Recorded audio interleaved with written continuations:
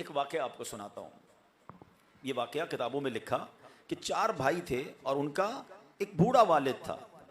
अब वालिद जब बीमार हुआ तो एक बेटे ने बड़ी अजीब ऑफर की अपने तीनों भाइयों को कि अब्बू बीमार हो गए, इनकी खिदमत या तो मुझे दे दो, अब मैं इनकी तीमारदारी करूंगा, और विरासत में तुमने मुझे कोई हिस्सा नहीं देना है। अब ये तीनों तुम भाई विरासत बांट लेना, बस मुझे अब्बू दे दो, मैं इनकी खिदमत करना चाहता हूं। और अगर मुझे ऐसा नहीं देते हो तो फिर ऐसा करो, तुम तीनों अब्बू की खिदमत करो, विरासत पूरी मुझे दे दो। अब वो तीनों भाई सोचने लगे कि तबीयत खराब लगती है भाई की, अब्बा की खिदमत भी करना चाह रहा है, हमारी टेंशन भी दूर है और पैसे भी नहीं चाहिए इसको। अब बिल्कुल सुभान अल्लाह, करो अब्बा की खिदमत। आजकल तो हाल ही यही है ना कि बंदा कहता है किसी तरह मेरे वालिद साहब वालदा बूढ़े हो गए, कोई और भाई संभाल ले, कोई और ड्यूटी संभाल ले, मेरी जान छूट जाए। इनको नहीं पता कि कितनी बड़ी नेमत से महरूमी हो रही है। ऐसा ही हुआ, तीनों भाइयों ने कहा ठीक है आप संभाल लें। वो खिदमत करता रहा करता रहा करता रहा, अब्बा का इंतकाल हो गया। इंतकाल हुआ तो विरासत की तकसीम की बारी आई। तो फिर विरासत का शरई मसला ये समझ लें कि विरासत कोई ज़िंदगी में माफ़ नहीं कर सकता कि मैं अपने अब्बा की विरासत नहीं लूँगा, विरासत उसको दी जाएगी। अब वो लेने के बाद चाहे किसी और को दे दे। तो उसने गालिबन ऐसे ही किया कि पैसे लिए और अपने साथ तीनों भाइयों को कहा ये तुम्हारा हिस्सा तुम लो, मैंने अब्बू की खिदमत जो करनी थी कर ली। अच्छा, अब इसने तो कर लिया, मगर घर के अफराद भी होते हैं ना, बाज़ औक़ात बीवी को समझ नहीं आ रहा होता कि अजीब आदमी हो, अब्बा की खिदमत भी तुमने की और पैसे आए तो वो भी नहीं लिए, क्या बस मुझे अब्बू की खिदमत चाहिए थी, मुझे वो मिल गई। अब उसको ख्वाब में ये बताया गया कि फलां जगह 100 दीनार पड़े हैं, जाकर ले लो। 100 दीनार यानी 100 सोने के सिक्के। तो ये शख्स कहता है कि ख्वाब में ही इसने पूछा कि क्या उन दीनारों में, उन पैसों में कोई बरकत है? तो ख्वाब में बताया गया कि इसमें कोई बरकत नहीं है। अच्छा, दूसरे दिन बीवी को बताया कि ख्वाब में 100 दीनार का कहा गया, मैंने मना कर दिया कि तुम बड़े अजीब आदमी हो, पहले विरासत मना कर दी, अब कुछ नहीं तो 100 दीनार आ रहे वो भी मना कर देगा, मैंने नहीं लेने, बरकत नहीं थी। अगले दिन फिर ख्वाब आया कि 10 दीनार फलां जगह पड़े, जाके उठा लो। ख्वाब में ये बंदा उस बंदे से पूछता है बरकत है? कि बरकत नहीं है, कि मुझे नहीं चाहिए। सुबह उठा, बीवी को कहा 10 दीनार का ख्वाब आया।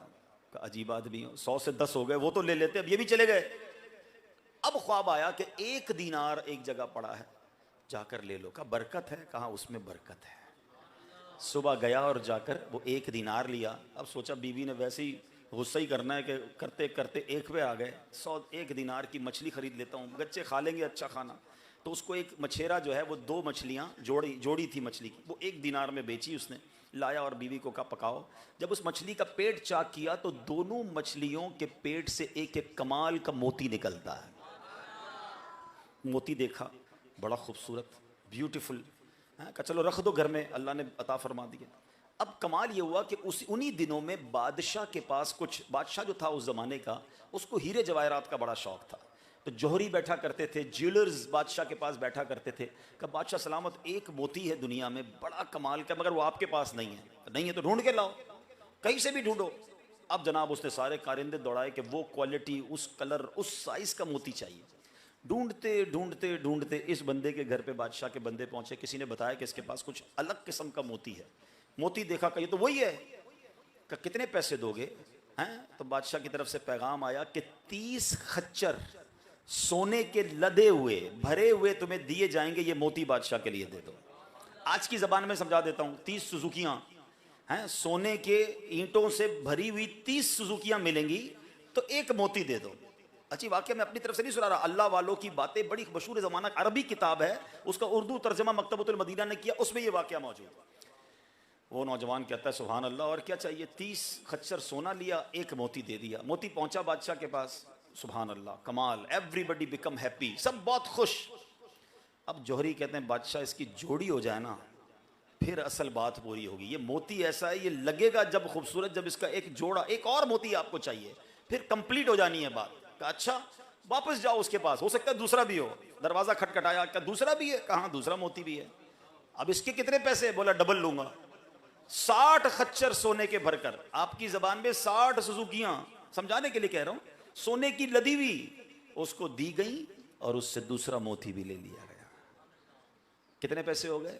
बाप की विरासत छोड़ी थी ना, मिला क्या? अल्लाह ने उस जमाने का अरबोपति बना दिया। बाप की खिदमत करने से ये नवाजा जाता है। अच्छा ये बात, अब मुझे पता है सोशल मीडिया का ज़माना है, ये वाकया भी अभी लाइव जा रहा होगा, अभी थोड़ी देर में इसका कोई क्लिप बनाएगा, मजाक उड़ाने वाले मजाक उड़ाएंगे। मैं आपको जो लॉजिक बता रहा हूं ना, देखें, अब आइए मैं आपको कुरान की तरफ लिए चलता हूं। अगर ये बात आज समझ नहीं आ रही किसी को तो कुरान से समझ लो। सूरह बकरा पढ़ी होगी, है नाम सूरह बकरा का सुना है ना? कुरान की सबसे बड़ी सूरत। बकरा क्यों कहते हैं? गाय वाली सूरत। कौन सी गाय थी भाई? कुरान में गाय का जिक्र क्यों आ गया? ये वो गाय थी कि बेटे ने अपनी माँ की खिदमत की। तवील वाकया है, पढ़ लीजिएगा तफसीर कुरान। और अल्लाह पाक ने एक ऐसी गाय अता कर दी कि जिस गाय को जब जरूरत पड़ी उस जमाने के बड़े लोगों को, बादशाह को, तो ये पूरी गाय सोने के वजन के मुताबिक बेचनी पड़ी है। बाप एक गाय छोड़कर गया था, नेक था, बल्कि गाय का बच्चा छोड़कर गया था। अल्लाह ने वो जब गाय वापस लौटाई तो माँ की दुआ का सदका ये मिला, खिदमत करता था वो माँ की, एक गाय से अरबोपति बन गया। हैं दोनों वाकई एक जैसे हैं। अब कहां से लाओगे एतराज? तो पता ये चलो, और आज भी देख लें, जिसके साथ माँ बाप की दुआएं हो ना, उसको तरक्की से कोई नहीं रोक सकता। माँ बाप की खिदमत ये बड़े नसीब वालों का हिस्सा है। कतराया ना करो माँ बाप की खिदमत से। हदीस पाक का खुलासा है, जो बच्चा अपने माँ बाप को मोहब्बत की निगाह से देखे, अल्लाह उसे मकबूल हज का सवाब अता फरमाता। साहबी रसूल ने अर्ज की, व इन नज़रा कुल्ल यौमिन मिअत मर्रतिन, हुजूर कोई 100 बार देखे? अल्लाह के हबीब फरमाते 100 बार देखे अल्लाह अकबर व अतयब, अल्लाह बहुत बड़ा और पाक है, अल्लाह 100 हज का सवाब अता फरमाता। अब जरा बात समझिएगा, हदीस तो कई बार सुनिए ये वाली, अब जो मैं समझाना चाह रहा हूं, किस चीज का सवाब है? हज का सवाब किस चीज से मिलेगा? मोहब्बत से। बताओ ना, देखने पर। जब देखने का सवाब इतना है तो खिदमत का सवाब कितना होगा?